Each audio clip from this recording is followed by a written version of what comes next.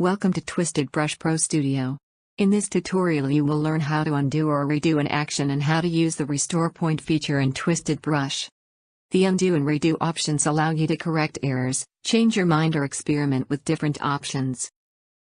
Undo will remove recently performed paint stroke and other actions.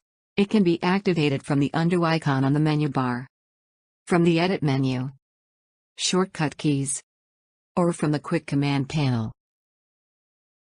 You can set up the maximum number of undo steps that will be saved in the preference dialog in the edit menu. Older undo actions are removed when this limit is reached.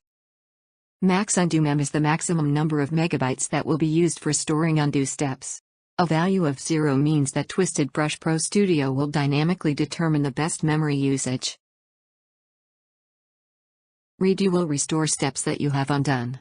Similar to the undo option, it can be activated from the redo icon on the menu bar, from the edit menu, shortcut keys, or from the quick command panel.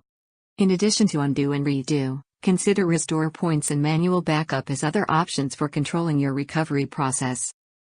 A restore point is a complete copy of your image stored to disk for later retrieval. This is useful for cases where you want to experiment, but may decide to come back to this exact version of your image. Restore point are limited to one per page and remain until you create another restore point for that page. To save your current page for later restoration, click on the Save Restore Point option in the File menu.